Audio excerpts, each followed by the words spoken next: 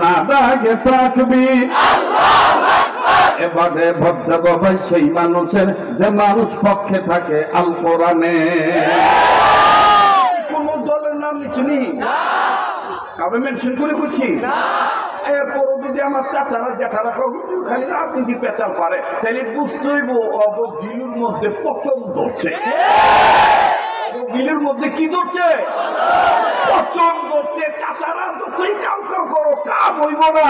বাংলাদেশ সড়ক খেলাফত মজলিসের দেশ, বাংলাদেশ ইসলামী আন্দোলনের দেশ, বাংলাদেশ জামাত তাবলীগের দেশ।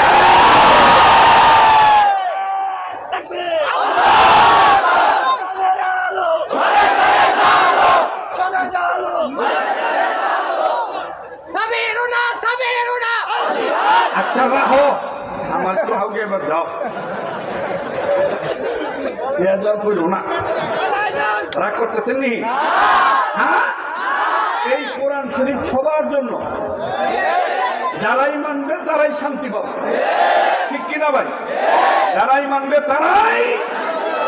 মুসলমান ভাইরা আমার দেখেন কেমন শান্তি পেয়েছিলেন অতীত জামানার মুসলমান যারা ছিলেন গোবন্ধু বাবাজি। হযরত ওমর রাদিয়াল্লাহু তাআলা আনহু, আল্লাহু আকবার আল্লাহু আকবার, যেই ওমর ছিল ধীর কিন্তু কোরআন কারীম মানার কারণে, ইসলামের সুশীতল ছায়ার তলে আসার কারণে আল্লাহ রাব্বুল আমিন তাকে বানিয়ে দিলেন সুপার হিরো। আরে বাবাজি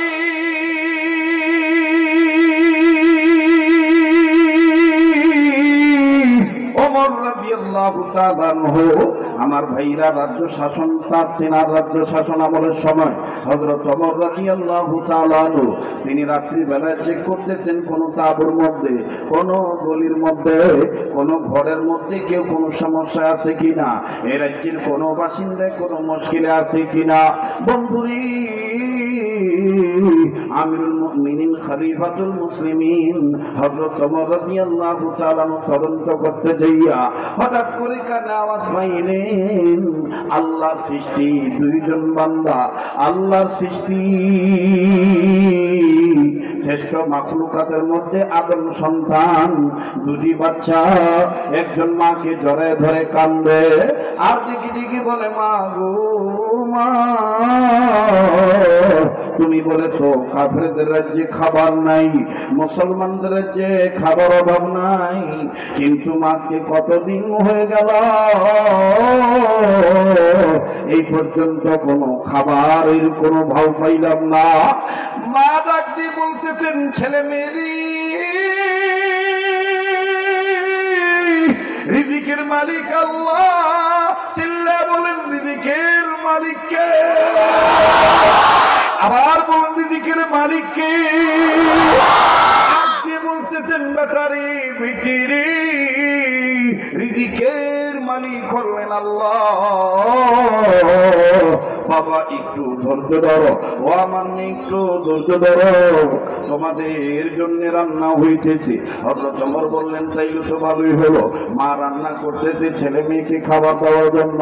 কিন্তু না না, ওমর দাঁড়িয়ে থাকলেন।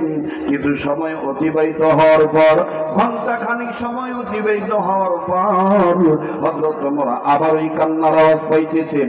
আবার মা ডাক দিয়ে বলতেছেন বেটারে বেটিরে, তোমাদের জন্য রান্না হইতেছে।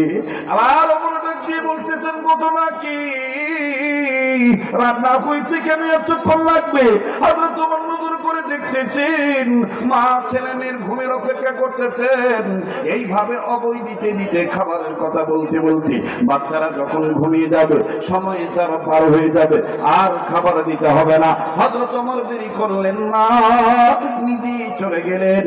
নিজে যাইয়া নিজের লোকদেরকে ডাক দিয়ে বলতেছেন রাষ্ট্রীয় কোষাগার থেকে আমার পিঠে জলদি 1 বস্তা আটা দিয়ে দাও, আটা দিয়ে দাও, আমি আটাটা নিয়ে যাব। মুসলমান ভাইরা আমার প্রত্যেকে ডাক দিয়ে বলতেছেন আমিরুল মুমিনিন, আপনি রাষ্ট্রপ্রধান, আপনি খলিফাতুল মুসলিমিন, আপনি কেন পিঠে নিজে নিবেন, আপনি কেন আটার বস্তা নিবেন, আমাদের মাথায় দিয়ে দেন। আমার ডাক দিয়ে বলতেছেন ইত্তাকুল্লাহ, আল্লাহ ইত্তাকুল্লাহ, আল্লাহকে ভয় আল্লাহকে ভয় করার কথা বুঝলাম না। ওমর রাদিয়াল্লাহু তাআলা বললেন, ওই দিন কেউ কারো পাপের বোঝা বহন করবে না, ওই দিন আমার পাপের বোঝা আমারই বহন করা লাগবে। অতএব মাপ চাইতে গেলে আমারই চাওয়া লাগবে, আমার পিঠে দিয়ে দাও।